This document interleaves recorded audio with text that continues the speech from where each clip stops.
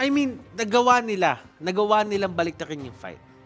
Pero, sa isang perfectong setup, Hindi dapat mangyari yung lalamang... na nagkaroon talaga ng malaking gap in terms of hate and JP nung panahon na yun. And you could see that happening. And sabi dito na MLBB, wag na lang natin ibigay sa kanila. We're not gonna use it anymore. And we are in a better position na makapag-secure na mas magagandang hyper carry for their side. Exactly. A lot of options are open. Yu Zhong's open right now. So, I don't think hindi i-ignore naman ng MLBB yun. It's not unlikely that papabayaan nilang makuha ng EXE yun. So, most likely the first pick here. If not the Khalid again. Your team Hilda! Okay. Interesting. Gusto maging aggressive dito ng MLBB. Yep. Early aggression. Your And team is nasabi natin to kanina, I think, na hot commodity talaga dito. Commodity ang isang thumbs sa game na to. In EXECRATION, they'll just ban it out. They don't care. They're just gonna go ahead and get someone else na equivalent ng FAMS, which is basically this Khalid. And it worked. It worked for a big amount. Today, actually, maganda yung win rate ni Khalid today, no? A lot of teams that pick up the Khalid, I think more or less 60 to 70% win rate. So I like it, and I'm sure it's going to do well for EXE. Ang tanong though, ang dami pa ring open options for MLBB, not to mention Farsa is also available for green. Sino yung is this going to be a Chang'o? Yun nga eh. And a carry? Yung carry nila? Or are they gonna go for a side lane? Carry na nga nila. Yu Zhong na naman. Went under. Oh yes! It went under the radar once again. Lancelot. That's a lot of very powerful picks being locked in for MLBB. Ang sagot naman ng EXE is, we are going to pick Lunox. Interesting. Very interesting from EXECRATION. Yan siguro yung panglaban nila sa Hilda and sa Yu Zhong. So, well, it is a given na kung kunyari mag-dragon form siya, may lumapit siya, if Etomax is in the vicinity, pwede siyang ma-burst down through magic penetration. And sa totoo lang, it will force the Yu Zhong then to get magic resistance eh. That's true. Ang medyo uso kasi ngayon, ang medyo uso kasi ngayon physical eh, kasi hyper carry eh. Pero nagkakaroon na tayo ng point of adjustment just because mayroon Chang'o, may Kagura, and may ganitong Lunox. Yeah, well, the Yu Zhong has integral Oracle builds naman. So, I think second or third item usually, pwede siya mag-Oracle. And that's something that, you're gonna force the enemy to play a bit more defensive. That's good. That's good for EXECRATION. Pero sabi ng EXECRATION dito, ayaw namin ibigay yung Kagura, ayaw namin gulatin nyo kami. Katulad ng mga ginagawa ni Creed. Shenanigans and everything. MLBB, what are you gonna ban? Baloy, Baban ba nila dito yung Yison Shin? Baban out nila yung Jawhead. Ayaw nila ulit na mabato-bato lang dito. Basta-basta yung hyper carry nila. Katulad ng nangyari I know. sa game number 1 with JP. Getting caught out almost every time na malapitan siya dito ni Chakno. Surprisingly, binibigay talaga nila yung Yison Shin. Wala silang pake kung mag-Yison Shin si Hate apparently. No? And that's very interesting to watch. And yeah. alam mo yun, kasi madali kay Lancelot na abutin eh, yung Yison Shin. That's true, that's true. If they ever go for the Yison Shin, madali kasi talagang abutin. Especially yung Yison Shin kanina ni Hate, which had the Retribution at hindi yung Flicker. And usually naman kasi hindi mo naman makikita talaga si Yison Shin na mag-flicker. Usual meron na. Excuse me. I mean, you would see more emphasis onto the Retribution. Pero kasi, yun talaga kasi isang selling factor ni Yison Shin eh. Parang pwede mo kasi i-refresh yung dash niya. Yep. And But it if has a built-in parang mini purifier. Diba? So, I know. Pero, a lot of the safer KDA leaders that we have right now actually just use that. So, Veil! Your team And it's actually, Ruby! it's a good answer. Interesting. It's a good answer. Ito Interesting. magandang sagot siya para sa isang hero na nakaluhod. Sa isang Ano lugar. nakaluhod? Ay, yung Khalid. Si Khalid. Oo, tama. Titigil ka ng matagal sa isang Titigil lugar? ka ng matagal sa isang lugar. Sige. Ulti. Plus, not to mention, if the Veil builds Necklace Durance early, solid. Sok pa rin, di ba? Interesting. And Hate going for the Claw this time around. Chaknu on that show. Okay. Hindi takot. Hindi takot ang Hindi takot Aura PH. ang Aura PH na mag-experiment sa mga bye-bye. But we'll know that kasi this is not the first time na nakita naman tayo ng Veil. Yeah, it's not the first It's the first time. Pero at least the creativity is there. Kilowash pa dito. Yung Ruby niya. Ang tanong, bro. Ano, bro? Nakita na ba tayo ng Veil na gumana? That's the Yun question. ang tanong. That is the question. Oo. Kasi, Well, there's we'll see. always a first time for everything, di ba? There's a first time for everything, and it will be very interesting to see if the Veil can finally find a home dito sa lineup na may Ruby. Kasi kung gusto mo nga namang pumigil at magpabagal ng mga tao, manghila ng tao, Ruby na ang gumagawa nun para sa'yo. This is going to be a very interesting match. You see Aura PH just pulling out something from the hat na tinatawag natin. But you know what?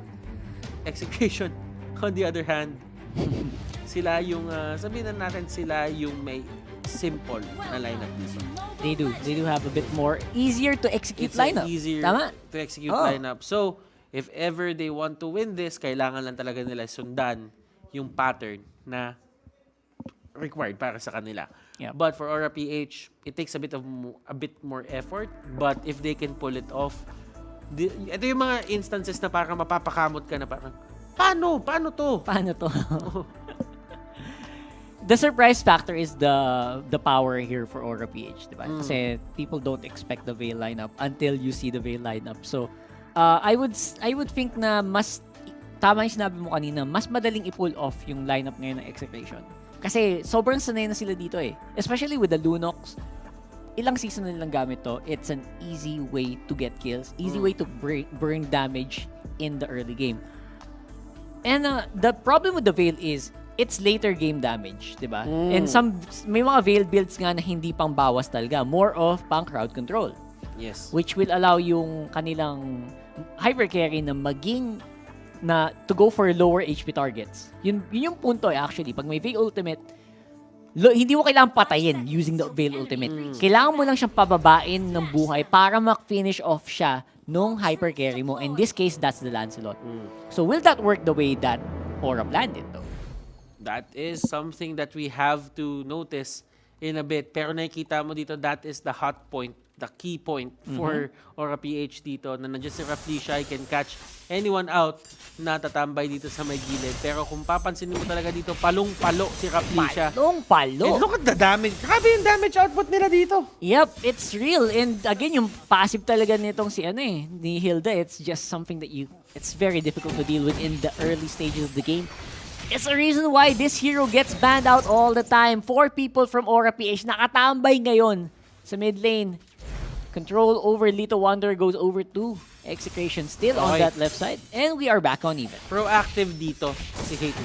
Ang ginawa niya, yung nakita niyang binabasag na yung Lito Wanderer dun sa may kabila, what he did was, he went straight onto the other side. Pero si Benny Cutie dito has something in mind. He went there and nakaluhod siya dito. And it's a way to delay JP. That's right. Good way to delay JP as well as also just, have vision over that map. At habang dinidelay nila si JP, si sa gitno, kinukuha naman yung buff doon. I like yung pagmando dito ng mapa ng Execration na kinukulit nila si JP to the point na hindi niya makukuha muna yung kanyang purple buff, pero ibibigay din naman talaga nila while actually denying yung orange buff doon sa kanyang orange buff side. That's right. And that's a big deal. Tanggalin mo ng orange JP, it's gonna be harder for him to slow down targets. Pero ang problema, of course, we'll still be able to get some kills on the map. Ang problema, si Hate din, ang lakas din ng farm ngayon on that Claude. Kumbaga, team, ito yung mga nakikita natin sa mga carries natin. They're making adjustments. Pero palong-palo talaga ang isang Hilda dito. And once na nandyan yung Lunox at nag-scale up na yung Lunox, that's the time na magkakaroon ng konting problema na dito si Rafflesia. But right now, ayaw talaga muna nila ibigay yung level 4 noon as they will commit an ultimate galing kay Kilowash. And si Ito Max going down is a bad sign actually for Execration. I feel like dapat laging buhay si Ito Max to control the mid lane. Or else it's gonna be an easy push here for Aura, I think. Especially Rafflesia right now, sobrang confident dito sa Hilda na to. Tsaka kasi 3 stacks na to eh. Yun nga eh, ang bilis. Oo. Actually, nagulat ako.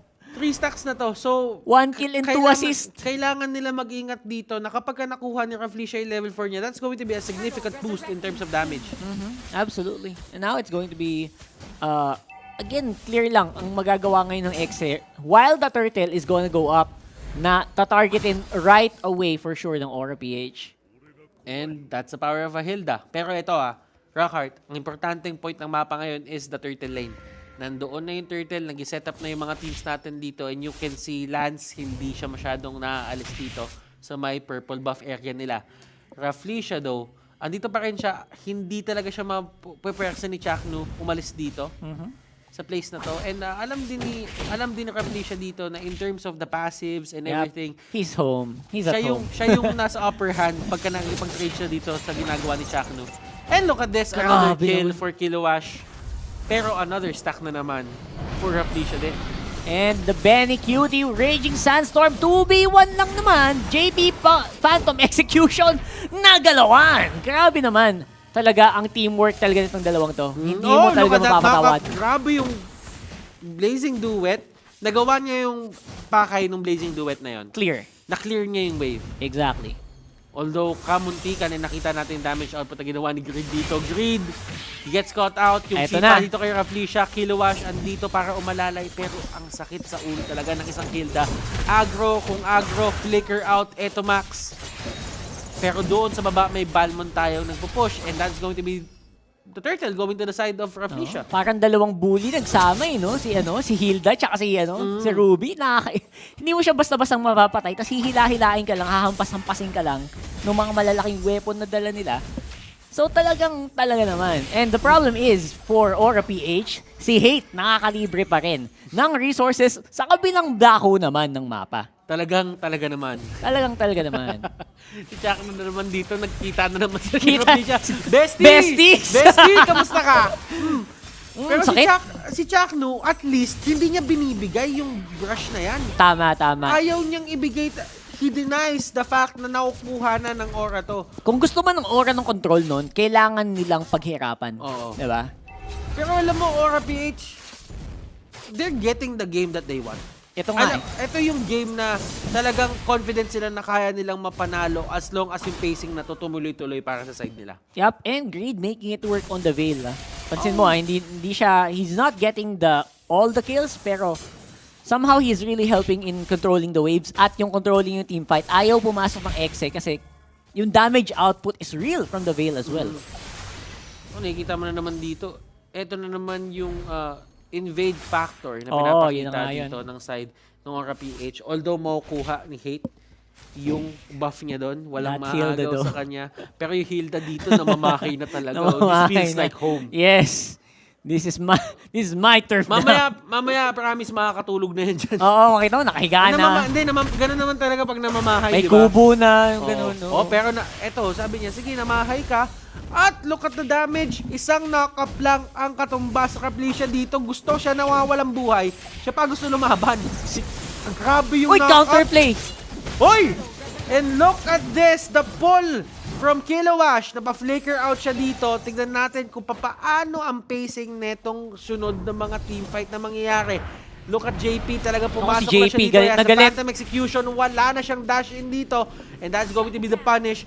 Great play from Benny Cutie, realizing na wala nang pangtakas at that point si JP. Sobrang ganda ng ginawa ng EXECRATION doon, going for who we really need to go for. And a big mistake for JP to go chase Hate into uncharted territory na wala silang vision. So, naging problem yon, and Hate was able to get an assist because of that as well. It was just uncharacteristic for JP to go there without backup. And ang ganda naman ng sagot ng EXE doon as well. And EXECRATION making things count. Hate dito has the turtle and level 12 na si Hate. If you would look at the items ni Hate dito, I'm pretty sure na nakukuha niya na din yung perfect setup para sa kanya. And there is another pick of Hate dito. Man, oh man, he's just going ham. And grabe yung farm ni Hate dito. Sakit! Naka-turtle pa yan. And another 2v1. Tower goes down as well. Sa bot lane, EXECRATION ngayon. Galit na galit. Going for the hunt. Eto na si Chaknu. That was a nice try. Kung nasipa sana niya sa kabilang direction, iba sana ang magiging resulta noon. Pero still, makuha pa rin ng Exe ang Torre sa gitna. At nagbago ang pacing ng story natin dito. EXECRATION, they are leading this again. Kung nakikita nyo, lamang na naman sa kills yung Aura-PH dito. Pero in terms of gold, iba ang story. Sila pa rin ang lumalamang. Sila pa rin ang lumalamang. And ito yung sinasabi natin, relentless, perseverance, persistent. Ayaw nilang ibigay ng madali itong laban na to. Sabi nga nila ni Shinbo, puso. Puso talaga ng Kumbaga, Exe. hindi nila susukuan. Yun lang yung isang factor ng EXECRATION na makikita mo para sa side nila na talagang gumagana. Hindi nila sinusukuan basta-basta. Pero grabe namang pick yun! Chaknu, boy! Sinasabi nga natin, Chaknu.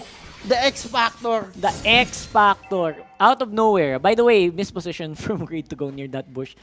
Pero I guess yun yung mahirap pag you don't have heroes like Yusan Shin, Selena, or Diggy for the map control, for the vision.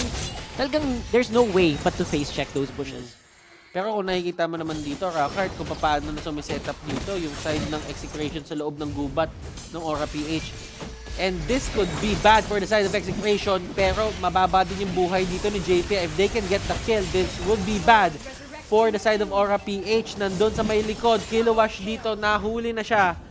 And EXECRATION just manning up to everyone here onto the side of Aura-PH. Bigla na lang nag-swing yung favor pabalik sa EXECRATION just because Hate is getting the farm that he needs. Finally, Hate is looking better here. Aside from that turtle buff na nakuha niya kanina, going for the Lord as well. Slow and steady on the objectives. That is the name of the game right now for EXECRATION with a 5,000 gold lead laban sa Aura-PH dito sa Game 2. But ito, Rockheart, may tinatawag tayo dito. One mistake could actually cost EXECRATION. Looking at the Gillette Instant Replay, look at this fight, Rockheart. It actually did look better kasi walang ibang sagot ang Aura kundi ang tumakbo dun sa posisyon na ginagawa ng Exe around their jungle area. So, this is forcing Aura-PH to go into weird situations and awkward positions na lumalamang sila sa laban dahil doon.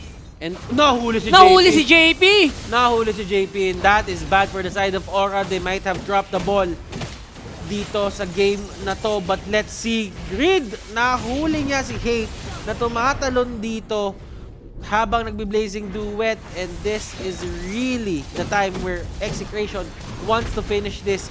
Wala si JP, wala si Greed. This is the perfect time for them. And look at them, para silang nag-aabang dito ng bus para ilabas sila dito sa base. Take me out. Aura-PH. Pero sabi nila dito, wala nang patumpik-tumpik. Tapusin na natin to. 4 seconds habang mag-respond na si JP. And this is going to be the crucial moment of the fight. Buhay na uli si JP. There is damage output. And look at this. Chaos Darkening. It's there. Lethal counter na ba to? Roughly siya dito. Yung Hilda niya kanina na sobrang bully. Ngayon, siya na ang binubuli. And man, oh man, EXECRATION dito just rallying Last back. wave. Getting this win against the side of Aura-PH. Ladies and gentlemen, we are heading to a game number 3. Hindi basta-basta ang EXECRATION. Hindi basta-basta at lalaban hanggang dulo kahit na Eagles. Sa simula, that is EXECRATION. Sabi nga, pinupuso talaga ang labanan. And I'll be frank, I didn't see the